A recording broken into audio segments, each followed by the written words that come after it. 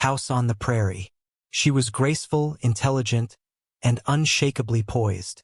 But while the cameras captured prairie sunshine and frontier family values, something much heavier was unfolding behind one unforgettable episode in 1974.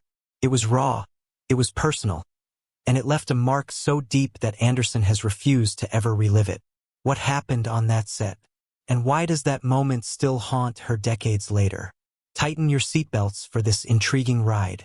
How Melissa Sue Anderson started. When Melissa Sue Anderson first stepped onto the set of Little House on the Prairie, she was just 11 years old.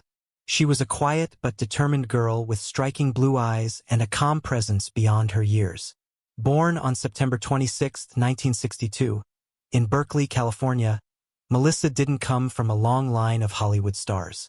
But what she lacked in industry connections, she made up for with pure talent, discipline, and a natural grace that instantly set her apart from other young actors of her time. Before Little House, Melissa had already landed a few roles in commercials and TV shows, but nothing quite like this. The moment she got cast as Mary Ingalls, the oldest daughter in the now iconic Frontier family, her life was never the same. From the very first season, she carried herself with a quiet poise that made her character feel real. On screen, Mary was dependable, gentle, and strong. Off-screen, Melissa was adjusting to sudden fame, long shooting days, and the unpredictable rhythm of growing up on camera. At first, the set of Little House felt magical. Felt like being part of a real family. Michael Landon, who played her father Charles Ingalls and also served as producer and writer, became a major guiding force in her career. Cast and crew described the environment as warm and supportive, even when filming under the hot California sun or enduring the pressures of a tight production schedule. For a young girl, it was a dream come true. She was working alongside beloved actors, telling wholesome stories, and becoming a household name in living rooms across America. And the show was a hit. Fans adored the Ingalls family. They tuned in weekly not just for prairie adventures, but for heart. There was something deeply comforting about the show's simplicity. The love between family members, the faith in small-town values, and the resilience in the face of hardship. For Melissa, it felt like she was part of something meaningful. The storylines were often gentle, full of lessons and moral depth. Even the challenges her character faced early on were grounded in tenderness with the sibling dynamics, school struggles, and quiet moments of growing up. But then, things began to shift. It was during one early episode, long before the worst had even begun, that Melissa Sue Anderson experienced something so intense, so personally unsettling, that she never forgot it. It wasn't violent or graphic. In fact, it was subtle, emotional, and quietly devastating. But it stayed with her. And to this day, that one particular episode from 1974 remains locked away in her memory. It was one she refused to watch again. So what happened in that episode? And why does Melissa still avoid it all these years later? The answer lies in a heartbreaking story that changed how she saw the role, and maybe even herself. Let's dig in. The unforgettable Melissa Sue Anderson was just a child when she joined one of the most beloved television families in American history. Cast as Mary Ingalls in Little House on the Prairie, she quickly became a fan favorite. With her calm demeanor, soft voice, and thoughtful eyes, Anderson brought a gentle strength to her role that made audiences connect deeply with Mary. But what the viewers didn't see was the emotional toll that some of these storylines had on the young actress behind the scenes. One episode in particular, filmed in 1974, affected her so deeply that, even decades later, she still refuses to watch it. Though it centered more on Melissa Gilbert's character, Laura Ingalls, than on Mary, the episode was emotionally heavy for the entire cast. The story revolves around Laura's jealousy after her mother gives birth to a baby boy. Charles Jr. The family is thrilled at the arrival of the new baby, but Laura struggles to cope with the sudden shift in attention. She becomes consumed with guilt after she wishes her brother gone. And then he actually suddenly falls ill and dies. Laura is devastated, believing her selfish thoughts caused his death. She runs away into the mountains, where she meets a mysterious man who helps guide her toward forgiveness and healing. This episode stands out for several reasons. First, It was one of the earliest instances in the series where themes of death, grief, and inner emotional turmoil were explored in such depth. For many viewers, it was a turning point. The show was no longer just a sweet period drama about farm life. It was willing to touch darker emotional corners of the human experience. For Melissa Sue Anderson, even though Mary wasn't the central character in this particular episode, being on set and immersed in the emotional intensity of the scenes had a lasting impact. Children in Hollywood often face unique pressures. They're expected to deliver adult-level performances while still developing emotionally themselves. Anderson was no exception. She later described the environment on set as professional and warm, especially in the early seasons, but also acknowledged the emotional weight of certain storylines. What made The Lord is My Shepherd particularly hard was how real the grief felt. Losing a child is a horrifying concept, even when it's fictional. Watching her younger co-stars portray such raw grief, and being surrounded by actors crying and mourning for a baby that never truly existed, blurred the lines between performance and genuine emotion. Sources close to the show, along with her own reflections on the emotional toll of early episodes, suggest that this was the beginning of a pattern.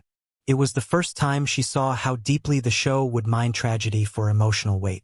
As the seasons went on, Mary's storylines grew even more tragic.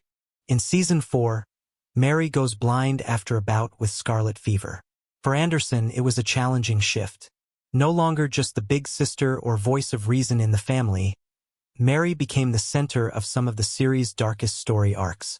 From adjusting to life as a blind teenager to becoming a teacher at a school for the blind, Anderson had to embody resilience, frustration, sadness, and growth. All these while still being a teenager herself. But you will be stunned to know that's the least of it all. One of the most devastating moments in the entire series occurred when Mary and her husband Adam lose their newborn child in a fire. In Season 6, the scenes were heartbreaking to watch, and even more heartbreaking to film. Anderson has since spoken out about the emotional toll this storyline took on her.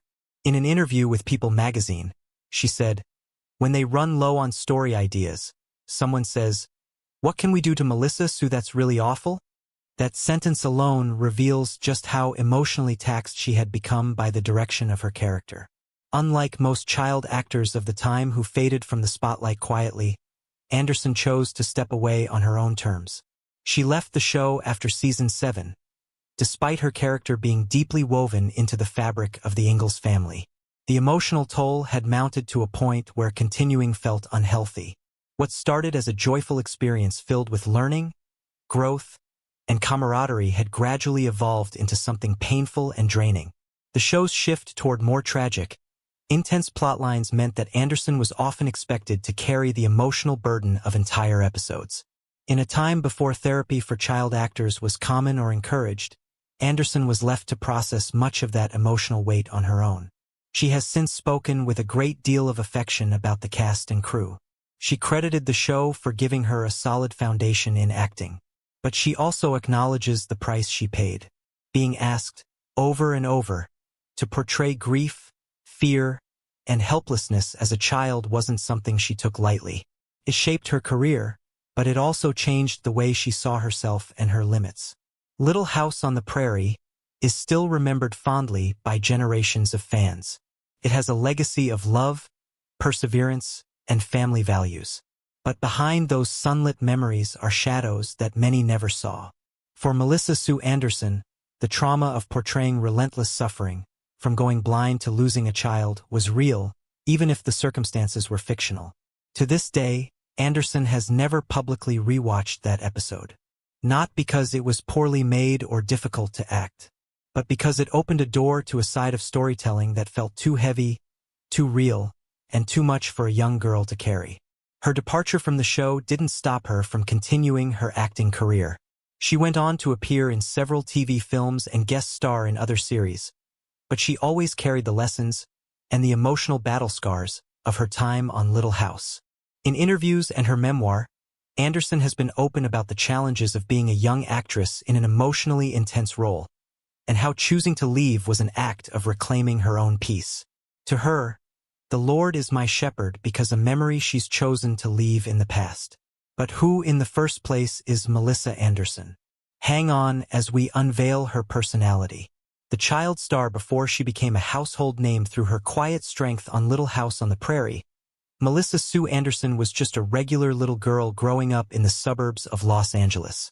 Born on September 26, 1962, in Berkeley, California, Melissa Sue was the younger of two daughters. Her family moved to Southern California when she was still quite young, which would eventually open the door to the Hollywood world just a few miles away. Melissa wasn't a child of showbiz royalty or even someone born into a performance-driven family. In fact, her parents divorced when she was still in elementary school, and her mother raised her and her sister mostly on her own. It was Melissa's ballet teacher, of all people, who first noticed her unique camera presence. She suggested that her mother get her a talent agent. That one comment, made in passing, would change the course of Melissa's life forever. By the time she was 8 years old, Melissa was already appearing in commercials. Her delicate features and expressive eyes made her ideal for products that required a soft, trustworthy face. But she wasn't just a pretty child. She had talent, and soon enough the TV industry noticed. Her first television role came in 1972 when she landed a guest spot on Bewitched. This was followed by roles on The Brady Bunch, Shaft, and The Love Boat. Her ability to handle emotional material even as a young girl set her apart from the sea of child actors flooding casting calls in the 70s. But everything truly shifted in 1974, when she was cast as Mary Ingalls in Little House on the Prairie. Though we won't revisit the tragedies tied to that role, it's important to understand that this show launched her into international fame almost overnight. What's less known, however, is what came next. After her time on Little House, Anderson deliberately steered her career in a direction that would allow her to grow out of the shadow of Mary Ingalls.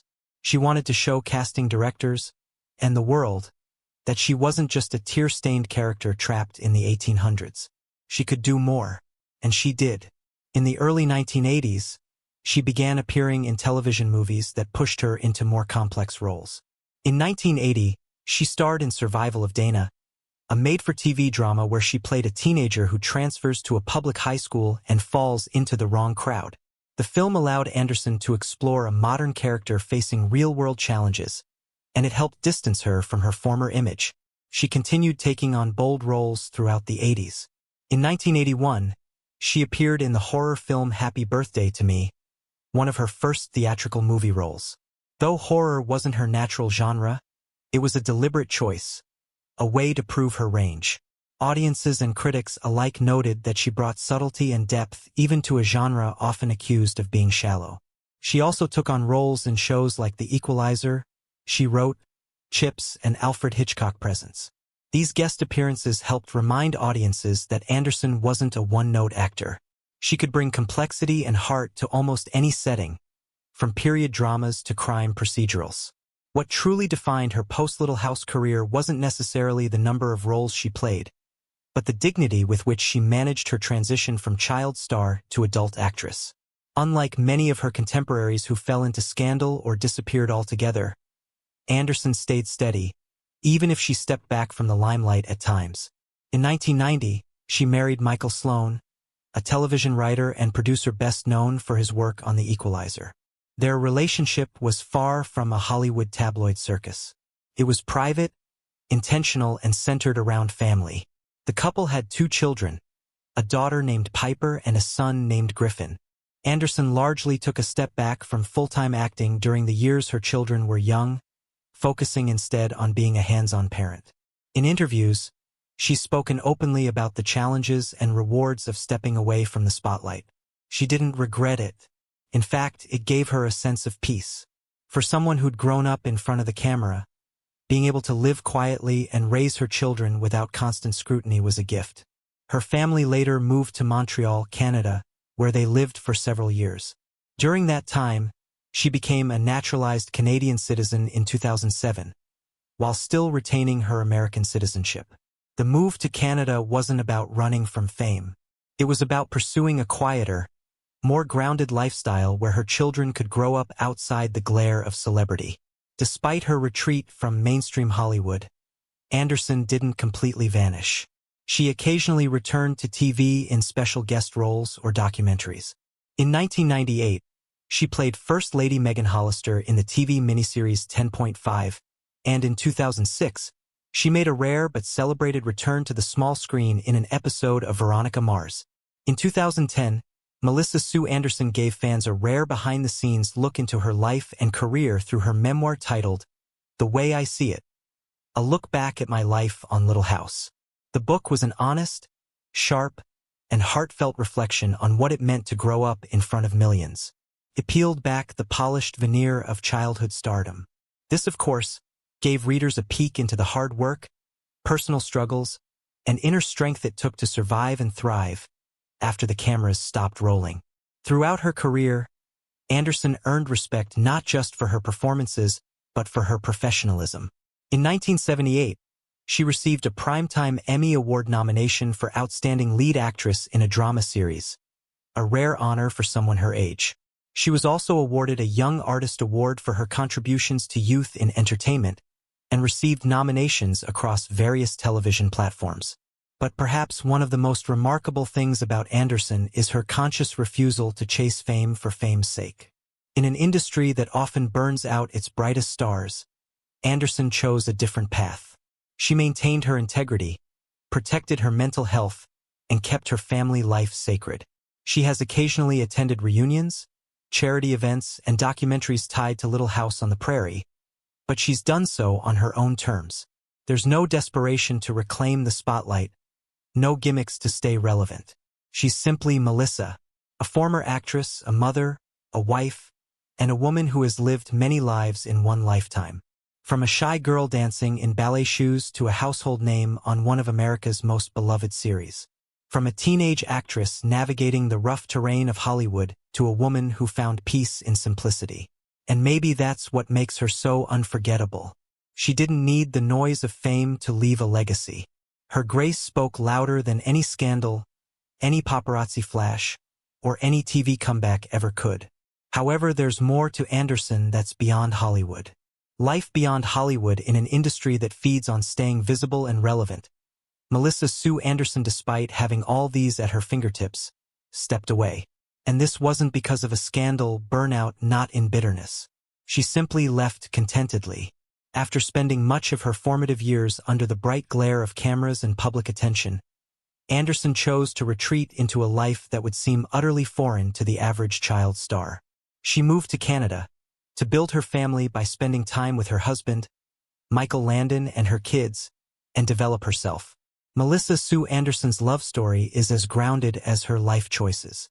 In 1990, she married television producer Michael Sloan, and together they chose a path far from the chaos of Hollywood. Anderson and Sloan raised their 2 children, Piper and Griffin, in Canada. Their relationship was one of the few that didn't come with scandals. It was just a steady, lasting partnership. After more than 3 decades of marriage, the two remain a rare example of enduring love in the entertainment world. For Anderson, love was never about the spotlight. By the early 1990s, long after Little House on the Prairie had faded from television screens, Melissa Sue was already miles ahead, emotionally, physically, and philosophically. While many of her peers continued to chase roles, battle typecasting, or manage the remnants of fame, she recalibrated her life. For Anderson, fame was never the prize. It was something she'd experienced, even enjoyed at moments, but never needed to define herself. In interviews over the years, she never expressed disdain for acting, nor did she make dramatic declarations against Hollywood. She simply made the quiet decision to live differently. Unlike many actors who oscillate between private and public lives, Anderson made her choice firm. Her fans weren't left confused by mixed messages. There was no reality show comeback, no tell-all memoir, and no desperate attempt to reclaim the spotlight. Her story became less about what she left behind and more about the wholeness she gained. Relocating to Canada was more psychological. The move allowed Anderson to build a life rooted in authenticity. She focused on raising her children, cultivating friendships away from the lens, and investing in causes that meant something to her on a personal level. There was something refreshingly human about that. She transitioned from Hollywood's scripted chaos to a home where decisions weren't made based on camera angles or audience ratings.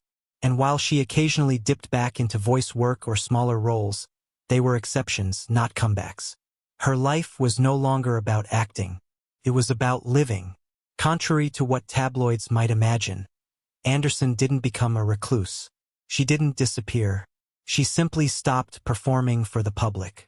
When she did appear, perhaps at a nostalgic Little House event or an anniversary tribute, it was with poise on her terms. She wasn't clinging to the past. She was honoring it while standing firmly in the present. Today, Melissa Sue Anderson lives a life many would envy. Not because of glitz or glamour, but because of its sweet richness. She gardens. She travels. She raises her family. She laughs without a script and cries without an audience. Her world is real, grounded, and personal. Most people are uncomfortable with boundaries, especially when set by public figures. We expect access. We expect nostalgia. We want celebrities to share, reflect, and perform. Melissa Sue Anderson disrupts that expectation with grace. Her boundary was balanced. She doesn't speak negatively about her time on Little House. She's proud of the work, grateful for the fans, and kind in her retrospectives.